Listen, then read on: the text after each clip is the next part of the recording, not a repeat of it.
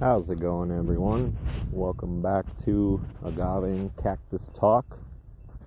Today I wanted to talk about two topics, one being Agave Ovatifolia, and the second being why starting agave from seed is so important. But I wanted to talk about these because past few weeks I've been sorting a whole ton of Agave Ovatifolia seeds, and I wanted to talk a little bit about this agave and why I'm taking so much time to sort seed pods and get all the seed from these Agave Ovatifolia so that I could mass propagate them. So Agave Ovatifolia, if you go to most stores, it's a pretty pricey agave, I would say. Sometimes you can find 3 or 5 gallons for $20, which is a great deal, because many nurseries are selling it for double or triple that. I've seen many 5 gallons go for $60 or $70, and a lot of that has to do with the fact that Agave Ovatifolia does not propagate by bubble or hijuelo being the pups. And so this means no agave during the lifetime is popping up from the sides or the bases. And during flowering, most Agave Ovatifolia are not bulbous. And I say most because, the original Agave Ovatifolia rarely ever is bulbous, which means that it produces bugles, as we talk about many times on the podcast. Many agave could produce from hundreds to thousands of bugles at the end of its life on its flower stalk, and in addition to many seeds. And Agave Ovatifolia rarely ever produces bugles, but I have observed it on the original in just photos people have taken around the world twice. And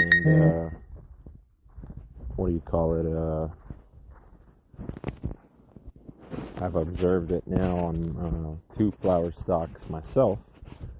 And Cholo, vente para acá. Vente, Cholo. And in my case, it wasn't the Agave Ovatifolia subspecies Ovatifolia, which is the original, as you know. Whenever it's the agave species, subspecies, the species name, I know that sounds confusing, but so whenever it's like, for instance, Agave potatorum, subspecies potatorum, that'll be the original wild version, and the same with different other agaves. So in my case, I didn't observe it on the original Agave Ovatifolia. I've observed bugles on cultivar Vanzi, which, as far as I know, is a tissue culture derived Agave Ovatifolia, so reproduced asexually off a different agave that likely came from the lab or seed, and they replicated it so that these agave would have consistent form, right? And Vanzi is a cultivar chosen by Kelly Griffin at Rancho Soledad Nursery, I believe. And it's a very beautiful cultivar. Many people do not know about Vanzi, but I'm always keeping up with a lot of the new genetics. And many times trying to buy them to incorporate them into my genetics programs if they don't have any patents. And Vanzi falls under that category, but a lot of people think that the only new agave are coming from seed or tissue culture labs, but if you look at Plant Delights, for instance, one of the largest nurseries of agave, they've selected various cultivars of Agave Montana, such as cultivar Tiffany, and I think 2 or 3 other Montana cultivars, but they've all been bubles that have come off the flower stalk, and then they've isolated them and made them into a new genetics by I think Montana gives pups, if I'm not mistaken, but if it doesn't, they're likely having to propagate by tissue culture once that agave is large. But to give you an idea, it may take, for instance, 7 to 10 years for that agave Montana or any other agave, for instance, like this Ovatifolia, to grow, and then they're getting a seed, or they get that mature plant and send it to tissue culture, and then or they get bubles from the flower stalk, and then they have to grow that buble, that seed, that little lab-grown tissue culture agave out again to maturity, to then have that stock available of that, beautiful plant. So sometimes people see, a hybrid or a really nice cultivar I may bring out, and they're like, oh, let me know when you got one. And in almost every case, my answer is, I'll hit you up in 10 years. But I mention that because a lot of the new genetics, like I mentioned, people think are only coming from seed or tissue culture. But in the Hijuelos case, I'll give the example. 1 out of every 1,000 Hijuelos, I may see a physical genetic difference. So, for instance, I say physical because, those are phenotypic genetic expressions that are showing me a different form, a different grow style, whatever. But in many cases, those Hijuelos may have genotypic genetic differences, right? That we're not able to see because, the phenotypes are still the same, and what we're seeing on the agave outside is still the same. But I mention that because many agaves are going to grow very different, right? Even from Hijuelo. So the whole clone theory is kind of being thrown upside on its head for me because, as I mentioned, 1% or 1% of Hijuelos are still showing genetic adaptation. And, the seeds, obviously you're probably seeing a 10% plus genetic and phenotypic genetic difference in the bubles. Sometimes you may see 5%, lower percent, but with the bubles and the seeds, sometimes what can happen is, over half will be very different genetics if something happens. So I give the example, a lot of people mention to me that bubles are all clones, and we've talked about this several times, but I definitely do not believe the case because I see an extraordinary amount of genetic variation among the bubles. The way I explain it to people is you have, mother plant agave, which is generation 1, and then that agave is, producing bubles that will be, generation 2, right? Well, what I'm seeing is that the generation 2 bubles are completely different in how they grow and how they're adapted to the mother plant. So in many cases, I'm able to put these agave out much earlier. They're able to be much more drought tolerant. They're able to need less fertilizers, and they're really accustomed to the desert soils. Whereas that first mother plant, many cases when I'm bringing it, it's suffering a lot, and having a hard time establishing itself. And this is why I always tell people I'm fine with growing shitty agave the first generation, because many times they're going to flower and produce a second generation that's very adapted. So the first generation is fine to suffer, In many cases that may be producing higher bricks or better flavors or more diverse flavors, but, I'm not distilling a large majority of my agave, so just a small amount for fun. So that I'm not really experimenting with too much, but I would assume so based on what I've done in the past. But getting to the point that I was making here, sometimes on agave marginata, or agave angustifolia subspecies marginata, also referred to as agave angustifolia rubensens in Mexico, You'll find a few Mescalas of it, but not very known, even though it has one of the largest ranges of agave. Yeah. But this agave, as well as Agave Desmetiana variegata, so variegated smooth leaf agave or Agave Desmetiana, I've seen insane amount of butyls. I've seen some Desmetianas that may have 500 butyls, and 200 plus of them are, phenotypically, genetically different. So they, instead of having, for instance, green and a slight yellow tinge on the edge of the plant, these agaves will be half moon, where half the leaf is yellow, half the leaf is green, or there'll be lots of different variations of that pattern of variegatedness.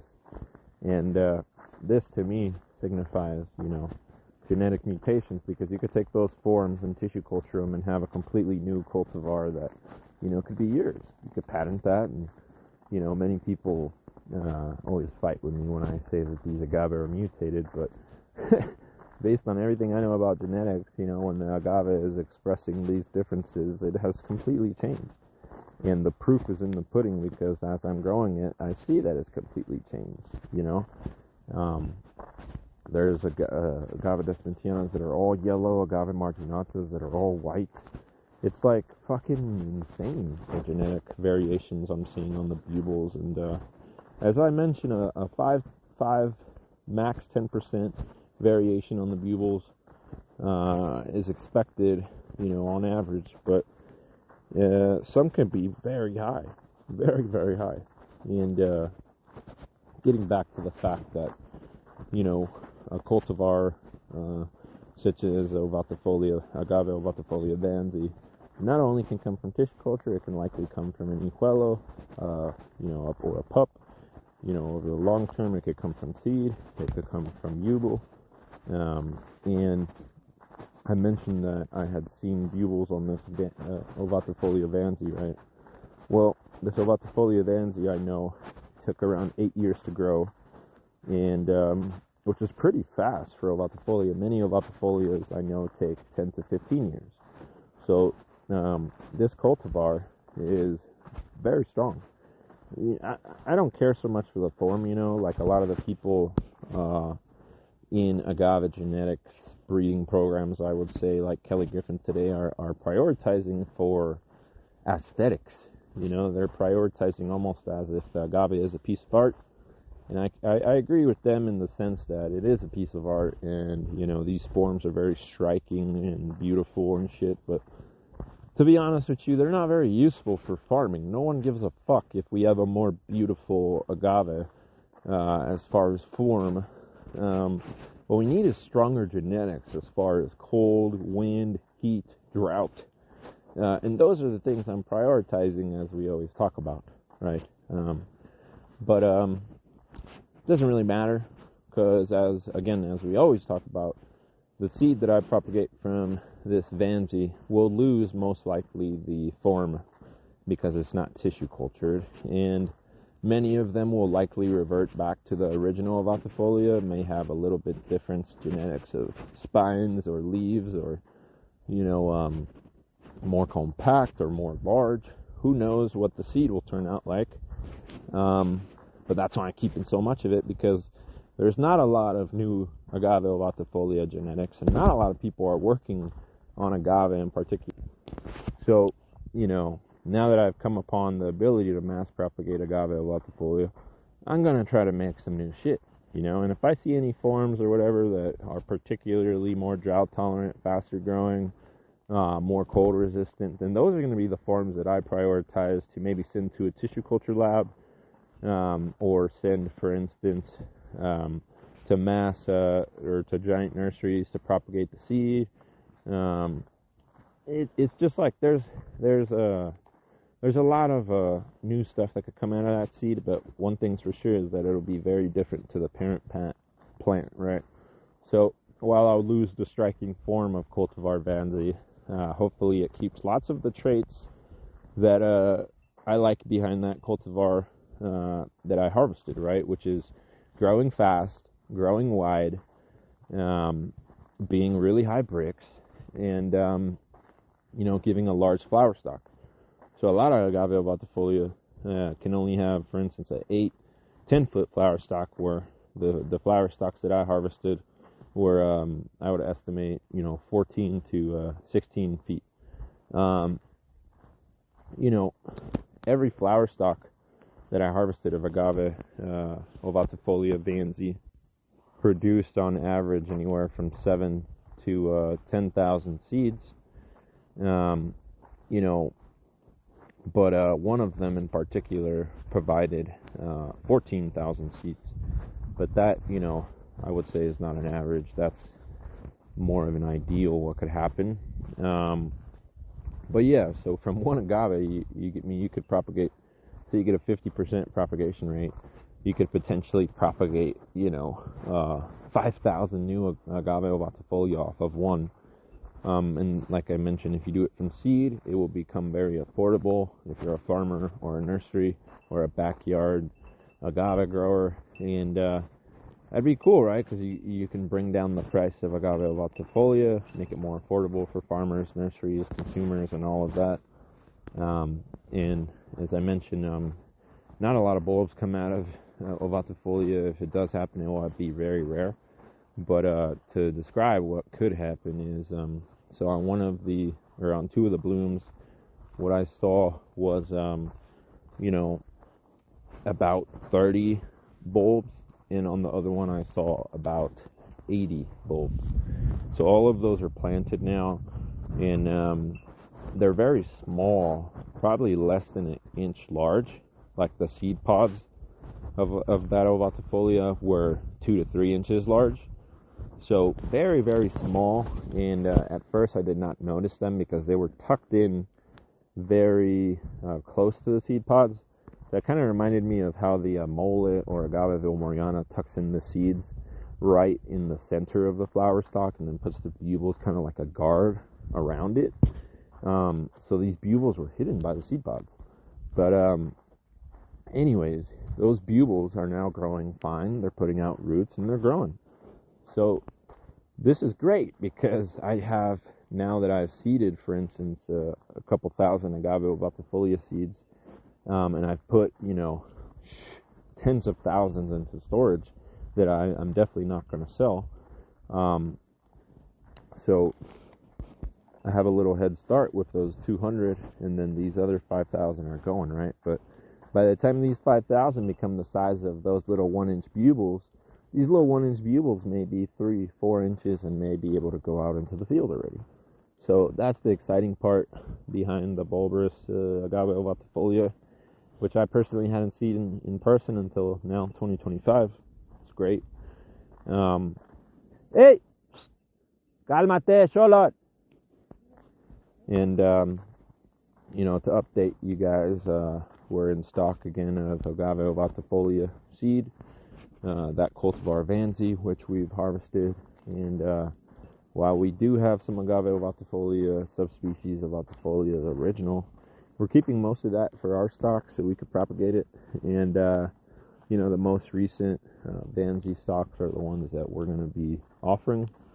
More striking form, obviously, for lots of people, but as I always mention, the seed isn't going to be very, it's not going to be a clone of the mother, so it may look very original or very different to Vanzi, who knows. But I'm glad to see the bulbs in person. They look really cool. They're like pink and green, and they look kind of cool. But so this Agave Ovatifolia cultivar Vanzi, let's talk about a little bit about it. So Agave Ovatifolia originally is from Nuevo Leon, Mexico, and it's a very dry place.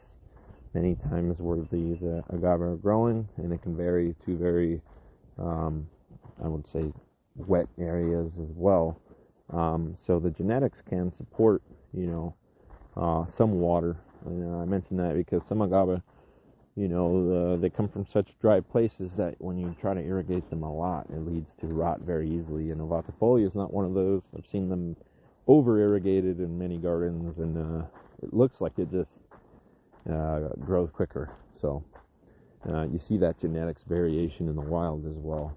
So that's why it's important to see the wild cultivars and how they're growing, because it'll inform you a lot of how you could grow them in different climates around the globe, right? But Agave Ovatifolia growing, 3 to 6 feet tall on average.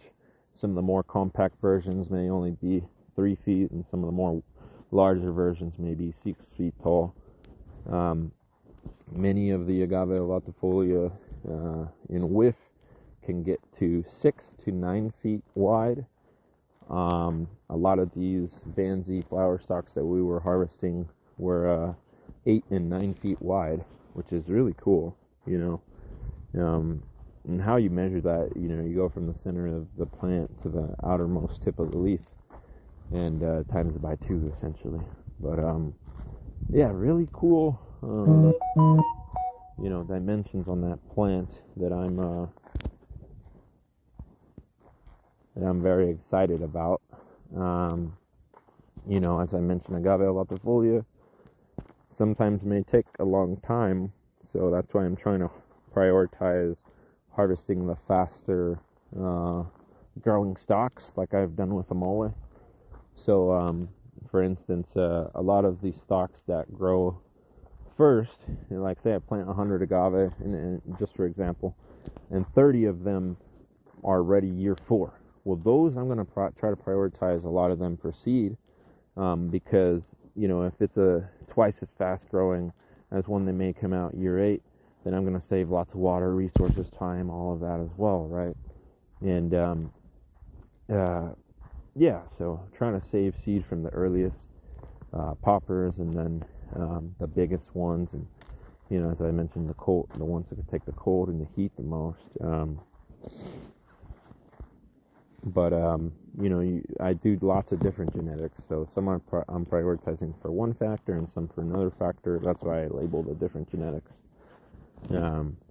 But mention that because Ovatifolia is so wide, it can now be used for lots of different uses that smaller agave really aren't used for. So it could produce you agua miel.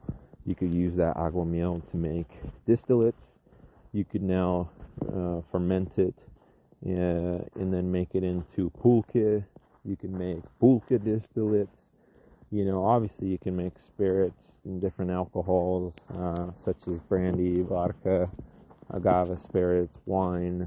But because it's a larger agave, it's going to have a lot more sugars, and now on Agavero Californiano, if you go to the website that we're building, it's a huge database for a lot of the plants, not only that we're selling, but we're trying to put even stuff that we have in small quantities that we don't have for sale and make a huge database, because I don't know if you guys know, but San Marcos nursery is going out of business, I think, by the end of the year.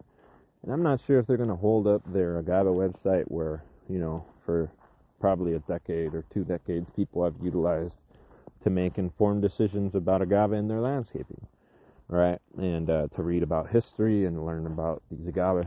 Well, we're trying to make a database that's very similar and take the mantle off them, and essentially, for instance, we have Agave Angustifolia marginata on there. We got Opuntia literalis, Agave Ovatifolia, Agave desmentiana.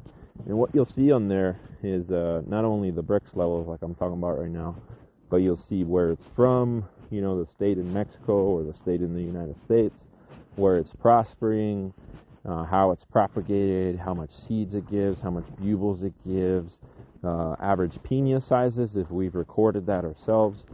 So for the Brix and the piña sizes and the seed and the hijuelos or bugles, we're using our own observations. We're not going off of San Marcos or whatever other people have been putting.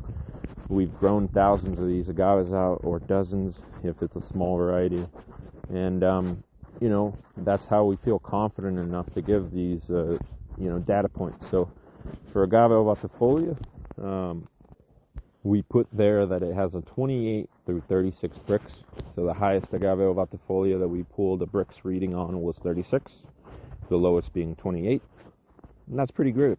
Some of the faster growing varieties had lower Brix, but obviously they're faster growing. So in agave, you can't really win it all. People want a high Brix agave, but then they want it fast. A lot of the times the higher bricks ones are the ones that take longer. People want to, speed up the growth in agave with irrigating it, and then they get lower bricks. So it's like, with agave, you gotta let nature do what it does, The more you're involved, the more that agave starts to get away from something that's wild. And I think a lot of people would agree that the wilder flavors are what a lot of people are looking for in these different agave species and spirits anyway. So, that's a cool bricks. We give a range. We don't say like 35 bricks because, we obviously are getting bricks recordings from lots of different agaves that we're utilizing to make spirits or to cook or to make fiber or to feed to the goats. We use it for so much different shit here. But those agaves all vary. So people think it's a very, I do X and I get Y thing, and it's not so much that. The bricks levels could vary a lot. And as I've talked about with some of my Australian friends and scientists, the bricks reading, for instance, may show you total, amount of sugar diversity or levels, right? But it doesn't show you the amount of sugars that are readily available, right? So there's another reading that I would like to start including soon, but I need better equipment. That would be showing the total available sugars, or what do they call it? I guess it would be the total available sugars that are ready for processing, right? So many of these sugars may be so complex that they're not easily fermentable, right? So what we mean by available sugars is going to be what actually is going to be converting into alcohol. So that's also a very useful reading, because sometimes, for instance, like I talk about with some of my science friends, the bricks readings may be very high and the available sugar readings may be very low. So that will also vary with all the agaves, even among the same species. So we need to prioritize for ones, obviously, that give it high bricks, but also high amount of sugars that are readily convertible. So it's a balance always, as we talk about. You got to have a good balance for these spirits to work, or growing these plants to work. But I first started growing Agave Ovatifolia maybe 10 years ago on a very small scale. I just started with a couple plants, and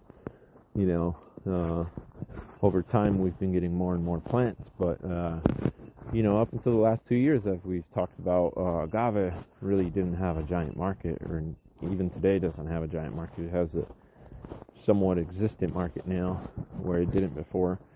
But there was no reason to grow thousands and thousands of Agave Ovatifolia. Nobody wanted to farm it, even in Mexico, where it's native, right?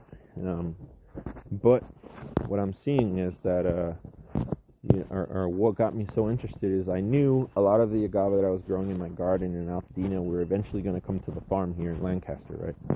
So I knew that the second gens, I needed to train them to be the most drought tolerant possible, to cut them off of fertilizers. I didn't use any fertilizers in my garden.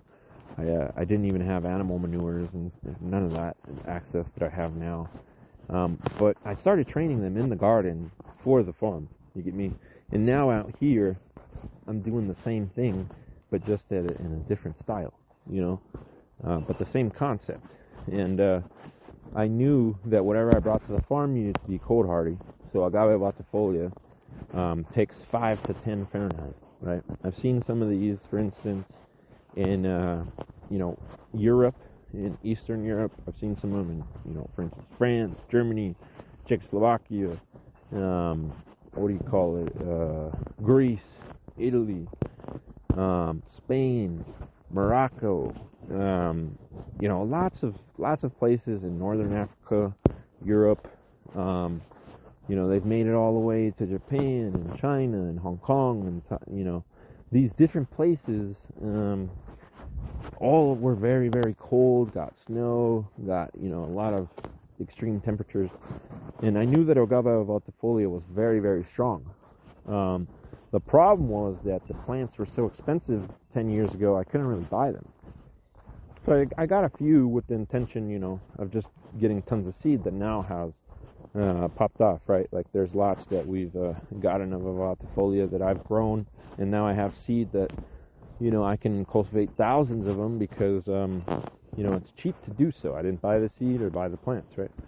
But if you want to grow or farm an agave, and you want to say, for 10 acres you may need 10,000, right? Well, just put in your head, okay, I'm going to buy 2-3 plants. Because say you buy 2-3 plants of an Agave Ovatifolia, and you're in an area where you don't have one seed available or plants available at an affordable price. But if that's the case, you could buy 2-3 of them, and when those mature, you're going to have enough seed to propagate your 10 acres, 20 acres of farmland, And I say 3 because 2 of them may die or 1 of them may die. You never know. Worst case, you get 30,000 seeds instead of 10,000, but then you can propagate enough for 20, 30 acres. But that's what I do with a lot of the species in my greenhouse.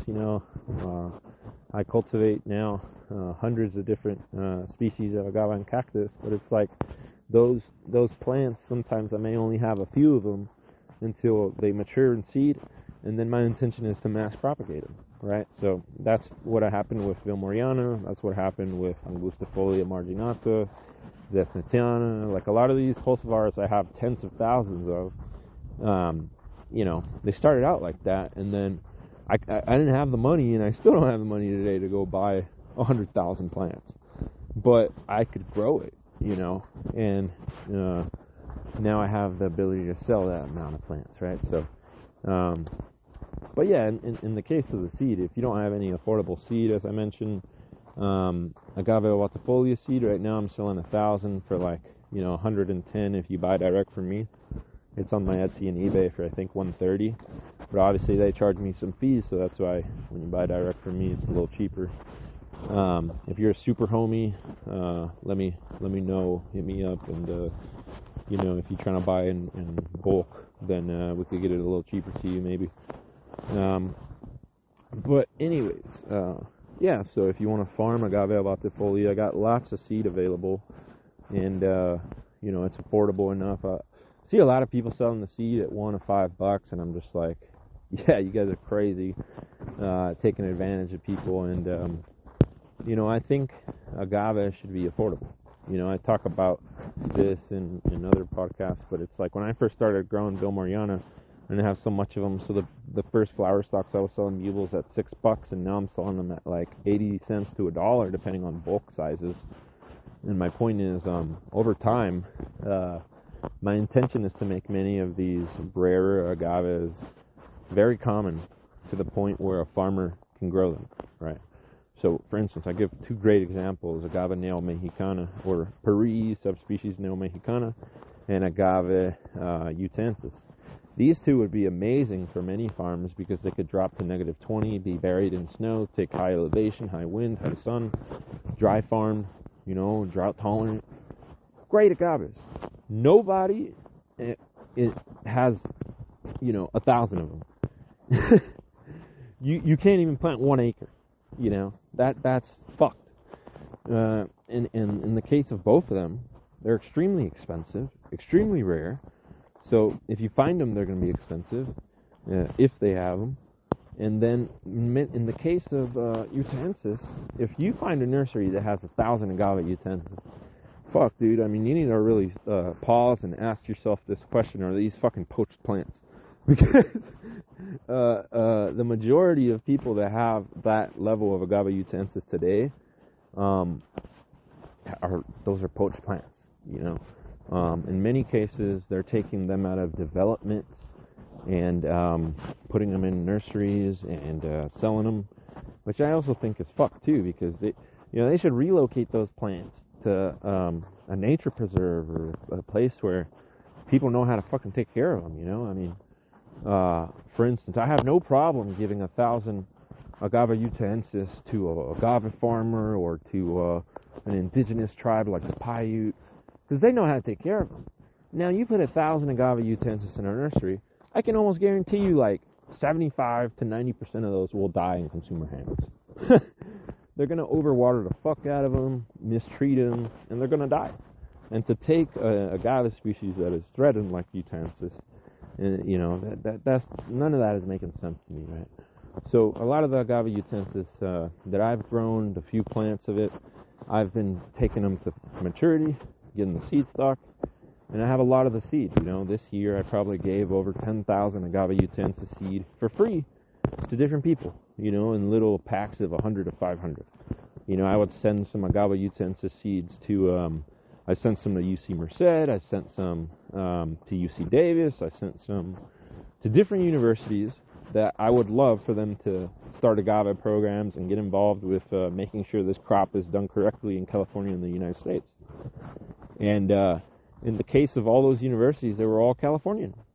So I love that I could send a California native crop that I grew in California to all these different Californians for them to start growing out and make the stock available for other Californians to buy non-poached or non-taken out of developments, you know, agave utensils, right? And hopefully in a few years, we have tens of thousands, hopefully 100,000 plus agave utensils that are available to the market that are at an affordable rate, right? Because I give an example. A lot of the 4-inch seedlings of agave utensils that I'm selling, when people are buying them in bulk, I'm selling them at like $10-15 a pop, right? So I may sell 1,000 of them, and those people are able to start farming them, and that to me still is very expensive, to be honest. I would love for those fucking plants to be a few dollars each, you know, $2-3 each. You know, how I have a lot of the bugles and the seedlings already now that I mass propagate, because that will be the point that someone says, oh, I'm going to buy 100,000, you know, if they're $2 each, say, oh, I'm going to buy 100,000 of agave utensils, and now I can farm out these 50 acres. While that sounds expensive to a normal consumer, to a farmer, that's now reasonable, right? So I know my boy, you know, Mojave LV down there in Las Vegas, he's growing some agave utensils from seed. We got lots of backyard breeders growing it from seed. Some of that seed may have fucking come from questionable fucking sources. Oh, man. I'm sure if my homie Dan listens to this from Mojave LV, he'll know what I'm talking about. But anyways, that's for another fucking day, man. I'm not really into drama.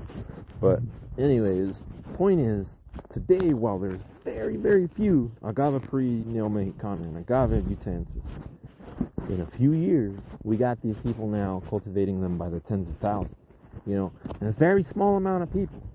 But, as I mentioned, you don't need a crazy amount of people. I mean, the dozen motherfuckers that I know that are each growing, say, 10,000, that's already 100,000 right there, you know. But ideally, I would love for agave farmers in California and the USA to make a goal that by 2030 we grow 10 million agave utensils. Why 10 million, you say? 1, it's a fucking ridiculous number.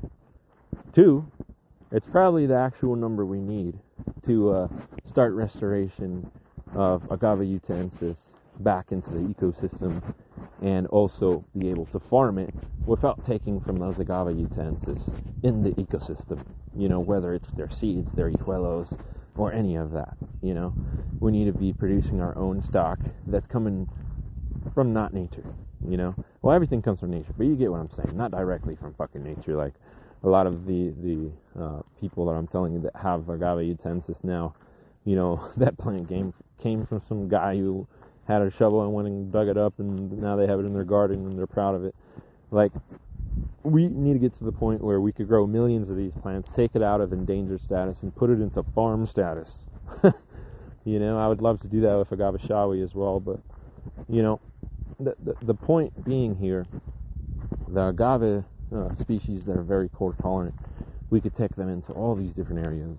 And with Agave Ovatifolia, I knew that dropping down to 510 Fahrenheit as a maximum low was going to be extremely beneficial to me in trying to farm this plant once it got to the farm. And that's definitely been the case. None of them have died from cold. None of them have died from heat, from wind. A few from drought, not gonna lie. But as we talk about very often, I am completely content with losing thousands of agave in some cases, because I'm trying to train them to be the strongest plants possible when it comes to drought. And in the Mojave Desert, it's we don't get very much rain, so nature does a great help already, but I further extend that by not irrigating them, and it's survival of the fittest out there. I want to make an Agave Ovatifolia that in a few generations can be something that doesn't require my help as much, whether it's water or fertilizers or shade tarps for the cold, or mulch for keeping it warm, and none of that shit. I want it to just be put out there and prosper, how it's getting to be with the mole, right? How we talk about these second and third gen Agave Vilmorianas are fucking monsters, supermen, growing like nothing. I mean, I'm putting them out 4-inch bubles, no roots, in the soil. In weeks, they're getting roots and they're fucking growing. And I'm like, bruh, why did I put so many in greenhouses? I should have been doing this from the beginning. But, Agave Ovatifolia, getting back to that plant here, it can grow very, very fast. The first generation, I would recommend planting it out from a 3 or 5 gallon in the rainy season, so that you may establish that plant in the fall and winter, and by the spring it has lots of roots and it can take those spring rains and continue growing all nice, and generally, further generations you can put them out younger, but that's, the first generation I always recommend to put it out at a 3 or 5 gallon, because you need a big plant, because it's going to get real stressed, those first generation plants, unless you're heavy irrigating and basically babying them, But Agave Ovatifolia, it's taken already here down to 14 Fahrenheit. It's taken some snow, some frost, 2 to 3 days a week of high winds. It's taken, I think, 119 Fahrenheit, even being in drought, so not watered, It's taken sometimes several months of not being watered at a time. Young plants I would try to keep above, 25 to 30 Fahrenheit, and probably not get them above 105, 110. If you could do that in the summer, either placing some shade tarps, or in the winter when it gets really cold, doing the same thing with frost or shade, or snow tarps, then you're going to make that plant grow much quicker and faster, and have a lot less perishability in those plants. But generally, once it's established, especially after a year in the field, especially from like 5 gal, like if I plant a 5 gal in fall here, by the spring it's going to be a little bit larger, and that plant already usually in 1 year is going to be established. You generally don't have to water them anymore. They can live off of the rain and rainwater that you may be adding as irrigation once in a while, like every month or two. But they don't require much. That first year may be the only year that, or the first year after establishment would be the second year. That may be the year that you're adding some small amounts of rainwater and stuff still. But after that, the third year and on, you're likely looking at an establishment that only offer rain. That agave will grow and prosper. In different areas, this will vary, right? So, I mean, if you're in the Central Coast or Santa Barbara or Camarillo, we got some farmers in Montecito, SoCal, a lot of it in San Diego County. You could probably establish a 3 gal plant, but if you're in the Central Valley or the Mojave Desert, those first gens, I would recommend a 5 gal plant, definitely. So that's where it can vary, even though we're all in California, on the sizes at what I'm planting at, right, or you're planting at. And that's why I classify Agave Ovatifolia on Agave Californiano as a low to medium water plant. So once it's established, you can really water it a low amount. But if you somehow get a lot of rain, like if you're in Northern California and you get some crazy ass water storms and drops like 10 inches on you, it's not going to rot from a lot of water, so it can take that extra water. But that's why I'm telling you to maintain it in a drought tolerant form if you are in these regions where you can get that amount of rain in a short amount of time, like in Northern California. If you have it grown on drought as a dry farm, then that guy, for instance, when those rains hit it, it's going to be dry and try to absorb all of that water because it knows that it's not coming for a long time. But if you're watering it, right, then that's where an agave may be susceptible to rot now because it's overwatered and sitting in fucking water. So the biggest problem for an agave is water. Cacti as well, surprisingly, because they are not built to be full of water all the time, surprisingly. Their pads, yes, but their roots and generally the whole plant, no. They keep lots of water in their leaves, right? Their leaves are majority water. So you water an agave or a cactus, it has no water. The plant's alive looking at you with its leaves full of fucking water, dude. So, I mean, I laugh at people when they tell me that sometimes. But yeah, Agave Ovatifolia, it surprises me. I remember seeing on this Facebook group of agave, somebody had it growing fucking dry farmed in Egypt. He's like, yeah, this is just on the side of the road, just going.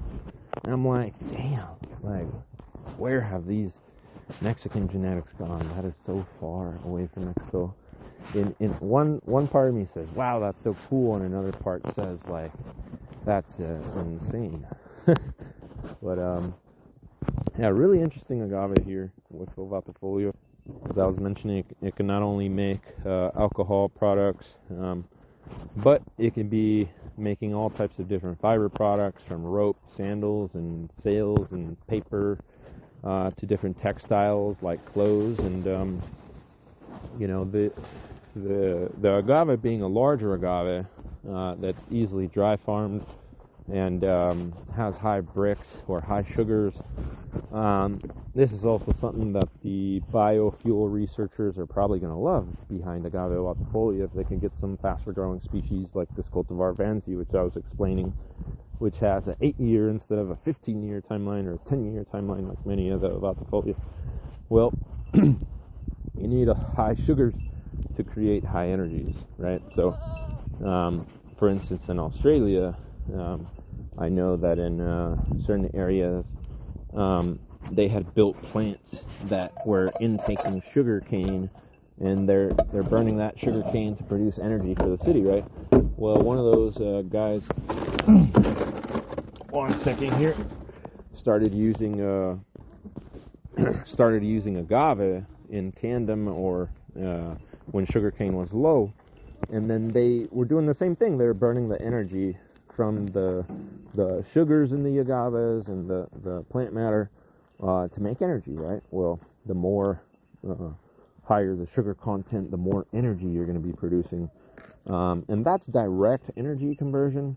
But I could give the example, for instance, of, not direct. And that would be something like biofuels, right? So biofuels, you're going to be converting those sugars into a different energy source, right? And in the case of agave, it could be readily made into lots of different biofuels, as we always talk about. But Agave Ovatifolia, being a larger agave, has a lot of potential to make inroads on, the bioethanol market and the biohydrogen market, I would say. For instance, here in California, there's billions of investment now going into hydrogen.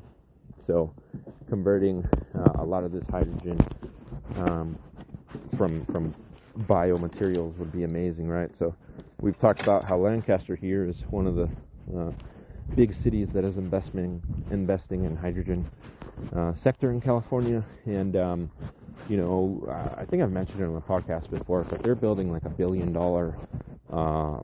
plant here that's going to turn Lancaster's trash into basically clean biohydrogen.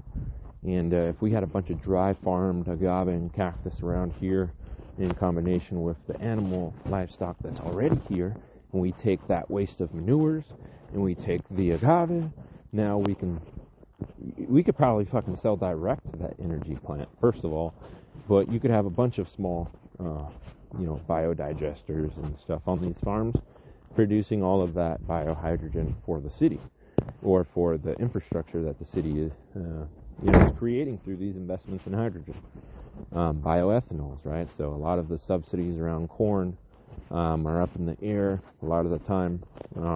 Lots of debate versus subsidizing ethanol or corn, because a lot of it goes into ethanol. And I completely agree. Well, I'll tell you what, we don't need any fucking subsidies to compete economically on biofuels with agave if you use the system that I am of dry farming and low resources and traditional indigenous knowledge. So, if you can dry farm the agave here, it would be amazing for these biofuels, right? So bioethanol, biohydrogen, biomethane. A lot of the, natural gas in California is not produced here and is imported. If farms could be energy independent, I got this wrong in my last podcast, I said dependent. I think it was because I was talking so fast. But if these farms could become energy independent on the gas, right? Like I give the example of me, I'm 100% solar powered, but I still use gas to heat and cook, right? I use propane. Now, if I can make my own methane, which is similar natural gas to propane, I can easily convert all of my equipment to run methane, and that methane I can use to cook, heat greenhouses, heat my living spaces, all of that coming from energy that I am producing, which would be amazing because it could get to the point where, depending on the amount of trees and cactus that you're planting alongside your agave fields that are going to be perennial and always carbon sequestrating, it could get to the point where a lot of that biomethane production is actually carbon neutral or negative. That would be amazing because a lot of that shit's coming from fracking and fossil fuel extraction today, right? So it's not very clean at all. I mean, it's just a byproduct of a really horrible system. You know what? I shouldn't say horrible system. Oil and gas created the United States. I mean, it just, is not the best today. It was the best for the Industrial Revolution and, several things, but it's just not a system that's benefiting us today. And, a lot of respect to the oil and gas industry that has built this country. But, if I was an oil and gas energy mogul today, I would be heavily investing in biomethane and biohydrogen because, as a steward of the energy systems in this country, you should be adapting with what the populace is asking of you. And we're asking for cleaner air and cleaner water and cleaner soil and all of this. And the fossil fuels just is not meeting that demand. So the biomethane hopefully will be a great replacement for a lot of this natural gas, right? And Agave Ovatifolia, for this conversation, can make all of these and do it very well because of the levels of energy that it has. So, even I've theorized with people, why can we not have a dry farming community here in Lancaster that grows agave cactus and uses goats like I do, and then we're creating a small energy plant as a co-op, and then putting all our agave and cactus and manures into that to try to make either a plant that can utilize these biofuels or directly use the agave and cacti sugar energy to produce power for a place like Lancaster. And, Lancaster, for instance, a lot of people don't know, it's 100% solar powered. It's one of the only cities that produces more solar power than the whole city uses. Like, they sell power. They made all these fucking, energy transmission to go to LA because they're producing so much power that now Lancaster's selling power as a regional authority. I got a lot of power, and then now it's getting into hydrogen. Why do you think that Lancaster is doing this? I mean, Lancaster is trying to become an energy hub. It wants to not only be 100% solar, self-solar, and this is a big feat. This is a city of, 150,000, 170,000, I would say now. But besides the population, look at what is in Lancaster. Some of the largest defense contractors like Northrop Grumman. You got giant fucking, contractors for the Air Force. You got a lot of aviation history here in Lancaster, and because of that, a lot of those companies got started here and built here in not only Lancaster but in Palmdale. And this Antelope Valley really should have been called Aviation Valley, because most of the aviation history has been done here, right next to Lancaster at Edwards Air Force Base. And Lancaster has been holding a lot of these aviation companies for decades, ever since they got started. But my point is, all of those guys are solar powered. Isn't that amazing? And now, with this inroads into hydrogen, Lancaster could be a center of hydrogen export as a city.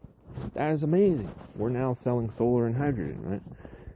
It may be one day that most of this unused land here is planted alongside the natives' agave cactus and goats are running it to be like the pronghorns of before and boosting all the grass and the ecosystem.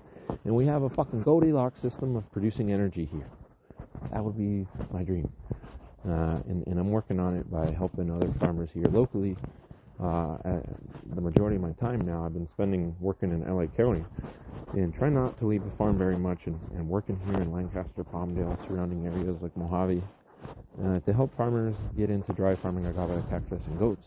And a lot of opportunity, obviously, in the energy systems. Once again, I always tell people, do you want 1% of a 10 billion, 11 billion agave spirit global market, or do you want your little 1% of a $1 trillion energy grid in only the United States? It's like incredible, right? Not to mention that everybody's dream is to become this giant capitalist. I know none of us, or many of us in agave, don't want to do that. We want to be small time, and I battle with that constantly. How much I want to grow to maintain a good style of life for myself. But there's a lot of potential there with the agave and cactus, and there's a lot of root for development for different farms and industries, and energy is definitely one of them. Obviously, Agave Ovatifolia could serve in the production of syrups and supplements. So, for instance, a lot of different agave has been used by indigenous for everything from stomach aches to wounds to fevers, and a lot of these remedies are you're not going to be able to Google it. You really need to be a part of the indigenous community to, one, know about them, and two, to actually know how to make these medicinal tinctures and supplements and all of that. But I predict that, just like I mentioned right now, that the energy systems has a lot of potential for agave. The supplement industry has a lot of potential for agave when you look at the chemicals that are in agave, such as saponins. Saponins we've talked about many times, but they could be anti-inflammatory, anti-cancerous. They could be helping diabetics regulate their glycemic indexes. Now we're seeing lots of inulin supplements coming out of agave. Agave Ovatifolia could definitely be a part of that movement. But what I say as supplements, I mean, there will be some people that get this indigenous knowledge and put it in a supplemental form, as a pill, as a gummy, as whatever, and people can now take that as a daily supplement. Now, I'm not telling you, I'm not a doctor, I'm not telling you what you should take, but me, as an individual, I definitely believe in traditional indigenous Mexican medicine, and I've used a lot of these agaves medicinally, and especially a mole, which is, I'm sure you've heard me say it 1,000 times, my favorite agave. And a mole, because of its high saponin content, has an amazing amount of different diverse medicinal and supplement uses. So that may be a market that is explored for agave farmers as well, to become vertically integrated and not have to sell their products at a low price into a market that doesn't really value them. the supplements market is also several billions of dollars and much larger than the whole agave spirits market. And look, people think I hate on agave spirits, you know, and I have to remind them that I got to distilling almost 4 dozen different types of agaves, and I didn't do that like because somebody put a gun to my head and forced me. I did that out of love and because I love experimenting and love agave spirits. But we can't all in the agave industry do spirits and be all profitable. That's not how life works. That's not how economics works. That's not how any of this shit works. And you see that in Mexico, agave is fucking less than $1 a kilo, and now other industries are developing where they're making it into silage. Now, for instance, you can make your agave into silage and sell it for 5 pesos a kilo, right? Which is still crazy because 2 years ago it was $30 a fucking kilo for the agave, which was record high as we always talk about. But point being, lots of other industries developing because they can't all sell into the spirits anymore because nobody wants their shit. It's worthless. We need to develop these industries prior to ever reaching a level like that in Jalisco or Oaxaca. And we are. Many of us agave farmers here in California are thinking of all the 1,000 uses of agave. We're not just thinking spirits or alcohol. And I've mentioned several times before, alcohol consumption is really going down, and the younger generations do not look at it as fondly as we do. And as agave farmers, we can't be one-trick ponies only trying to make alcohol. We need to diversify. And I think energy, supplements, medicine, lots of great potential there. You know, saponins in general. If you look at any of the research studies, by the National Institute of Medicine, you'll see lots of crazy shit with saponins, man. I mean, I can't begin to list all of the benefits behind them. But I personally, if someone said, Steve, here's $100 million, bet on making Agave Vilmoriano spirits or bet on making Agave Vilmoriano supplements, I would choose supplements. Because I think there is a lot more fucking potential in using these as supplements or food than alcohol in California, in the U.S., and in Mexico, you know? So that's hopefully what people will shift to. But obviously you can use Agave Ovatifolia for bioremediation, for carbon capture. You know, you can sell carbon credits if you can measure the amount of carbon sequestration these agave are doing, you know. But bioremediation, it can help a lot to regenerate ecosystems. In many cases, there's deforestation or, ecological destruction in places like Nuevo León, Mexico. Could be the case that you repatriate and sell lots of these agaves or give lots of these agaves for free to the communities that have grown it for thousands of years and are now losing the plant to development. You get me? There may be money in that, or there may be morals in that. I'm not sure, whatever way you want to approach it, but the point is we should be giving back to the communities that gave us Agave Ovatifolia to even utilize. And I always talk about how I'm not importing plants from Mexico, but hey, I mean, this Agave Ovatifolia had to get here somehow, right? Like some guy probably brought it 100 years ago, and this motherfucker had it growing, and that's, where I got some seed from, and point being, like, I found it in a garden, get seed out of it, and then, you grow it. But I solely am getting plants from LA County in California because I don't want to import anything. But point being there that there is a lot of potential in moving this agave to different areas where it might be utilized best. And I don't want to be also taking Agave Ovatifolia from the area that it's native to, because they probably need it more than me. Obviously, it could be used for animal forage and silage. I feed them directly to my goats, and my geese love them as well, chopped up, and the chickens too. Quail don't dig them as much. I don't know why. But you can make silage for them, and that way you can feed it the whole year to your animals, not just at a certain point in time during the year. You can also use it for landscaping, right? So a lot of the Ovatifolia, as I mentioned, this Vanzee was made because of its striking form. So these agaves look amazing in landscapes.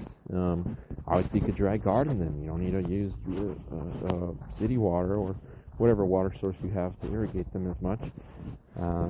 Especially if you got lots of other trees and stuff that you're irrigating. It'll literally just live off the supplemental water that the tree isn't drinking.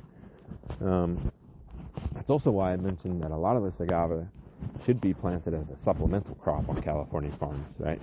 I mean, like a lot of these, farms that are growing already nut or fruit trees, they could plant Agave Ovatifolia and it lives off the water that these farms already are utilizing, But why I don't know if that'll happen, is that a lot of those farms are probably going to go out of existence pretty soon, especially on the nut farm side. Those guys are screwed. I mean, I can make a 5-hour-long podcast on why, we are taking out tens of thousands of acres of almonds and fucking grapes in California, but that's a topic I don't want to get into. It's very complicated. But I just wanted to mention again here that I'm very happy to be getting a lot of these agave species from California. Even if we only have a handful of them in a garden or something, I can work with that. And I'll wait and be patient until they're mature, and I'll propagate them out en masse. I don't think we should be taking shortcuts and importing a lot of this from Mexico. One, there's lots of carbon being expelled in that transportation. There's a huge carbon footprint, water footprint, in moving a lot of those agave into the United States across thousands of miles. But too many of the times these agave are taken by non-indigenous Mexicans.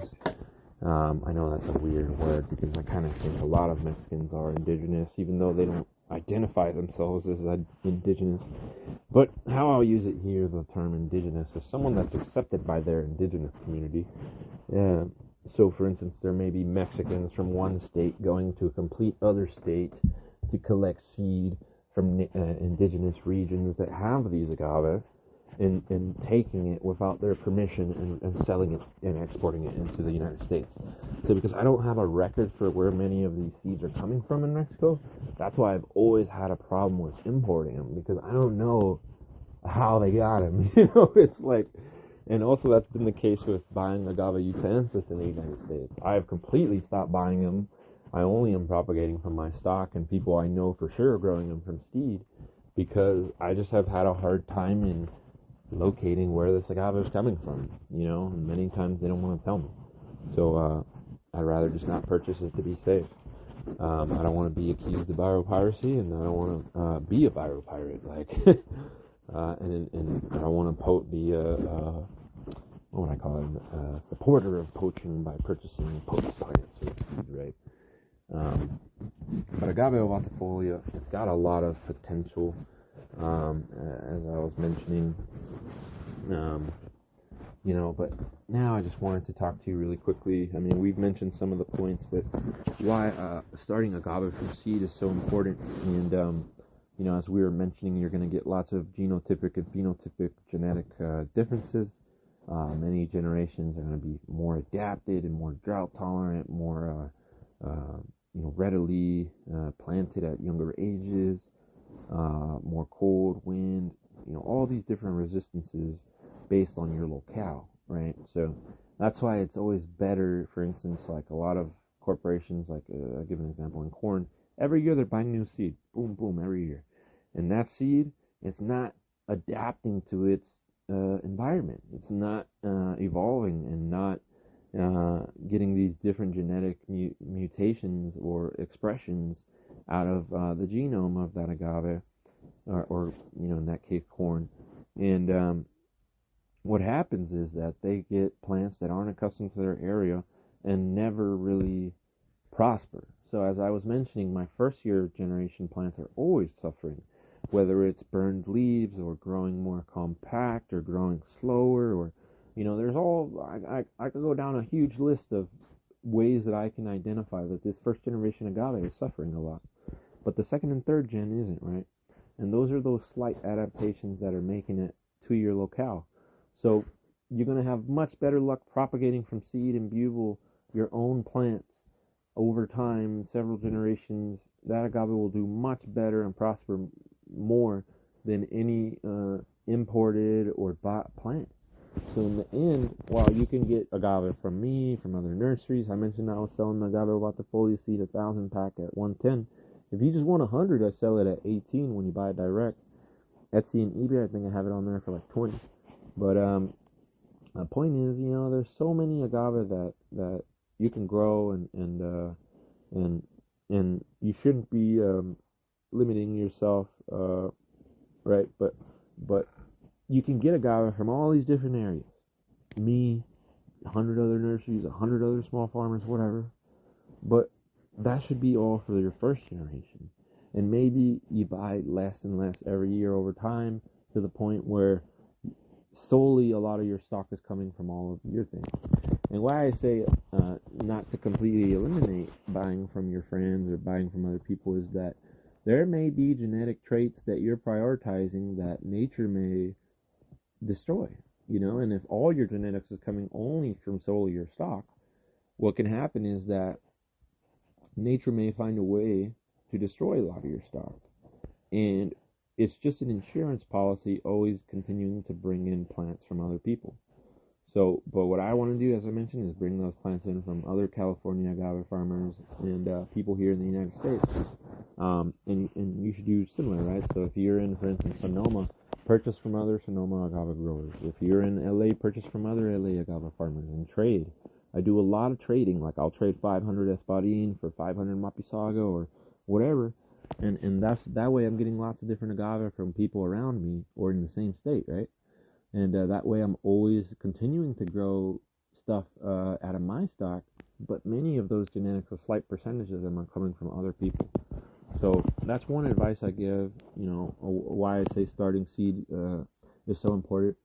And that could probably be, an hour or two long podcast, why I believe the seed is the best genetics to start an agave farm from. But just quickly here on the affordability side, if you're buying 1,000 Agave Ovatifolia 5 gallons at 60, right?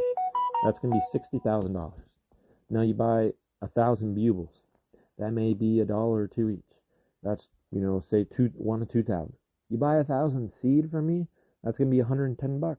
So from $110 all the way up to $60,000 is what it could be at what different stage of the agave you want to plant your farm. So obviously $110 sounds way better than fucking $20,000 to $60,000. And the seed will be the best genetic. It'll be the most affordable. All you really need is some fucking patience, which people don't have. That's why they're importing most of this shit from Mexico, and it's really shitty genetics, They're just not patient to create these strong genetics in their own locales with stock that is genetically from their state or their country, right? So that's where I disagree with a lot of the people moving plants. But anyways, the seed obviously is gonna take a little bit longer time, but you can always be every year, every 6 months propagating seed if you have indoor environments and stuff. Especially every year, but if you have indoor environments, at least 2 or 3 times a year, be propagating mass scale seed so that you don't have, for instance, harvest of all your agave in one time. You're gonna say harvest agave 5 years from when you start, then 5 years and 6 months, 6 years, 6 years and 6 months, 7 years, 7 years and 6 months. And you always have new seed coming in that's affordable, and you don't have to be buying crop. You get me? And that's also a big reason why I've been getting into the seed game, because today most of the seed is coming from a handful of large corporations, and most of that's going out to the farmers. Most of them don't own the seed. A lot of that's GMO. A lot of that's patented.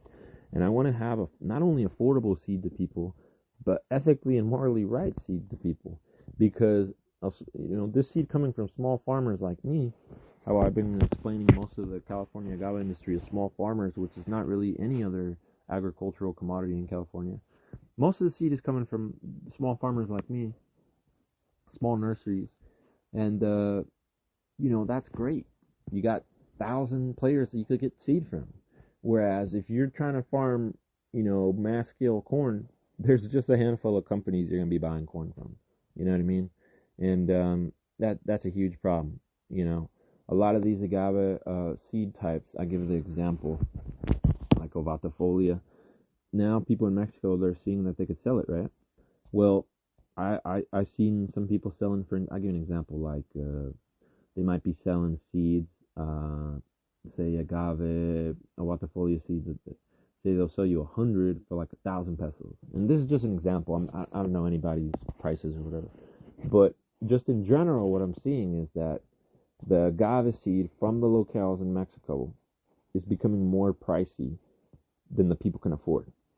So if a person from Nuevo Leon can't affordably buy agave Ovatifolia seed because now most of that is being exported for Japan or America, that's a fucking problem. So also I want to cultivate that seed so we're not taking it from Nuevo Leon, not taking it from Mexico, and don't have to import that and put a lot of our farmers in lots of problems, in Mexico and the United States. And seed cultivation is the way to go, guys. It's going to be better for the environment. It's going to be better for everybody around the world. But yeah, I just wanted to talk about today, again, Agave Ovatifolia and the seeds, and a little bit about Agave Ovatifolia and why I think starting it from seed is very important. But, the majority of my seeds, fairly Agave Ovatifolia, 80% of them I'm going to keep because it's very expensive to propagate this agave. And I want to propagate a mass amount of it because it's something that could go all across, 20 to 30 United States and be farmed in many places. So if the stock is available, those farmers will buy it. If not, I'll buy the land and start farming it in fucking Nebraska or something.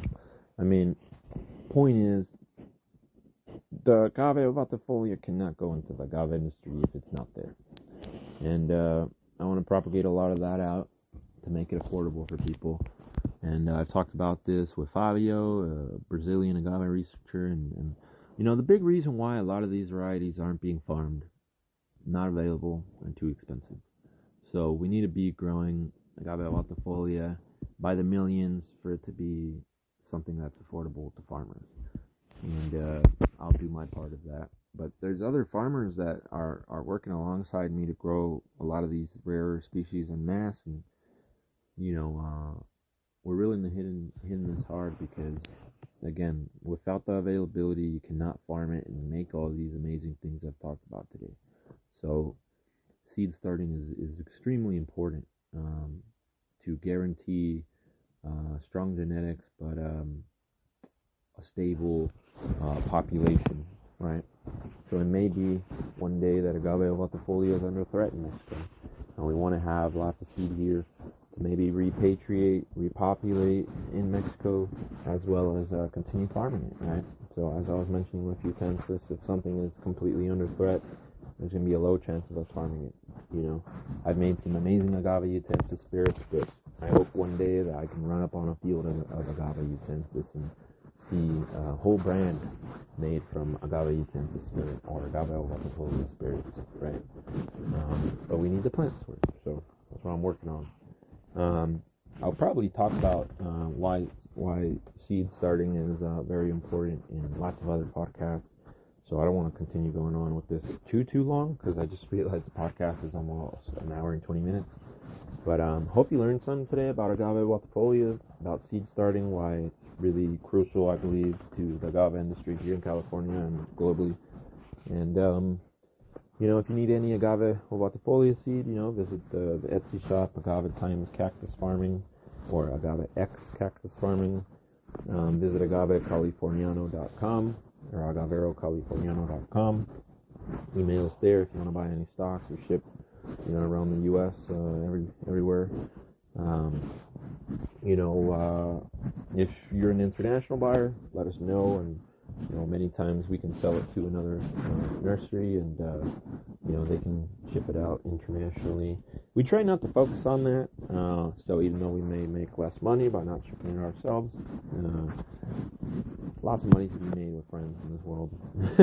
I have no problem giving it to another nursery to ship over to you, and them getting a slight cut of that profits as well. The pie is big for everyone, as I mentioned.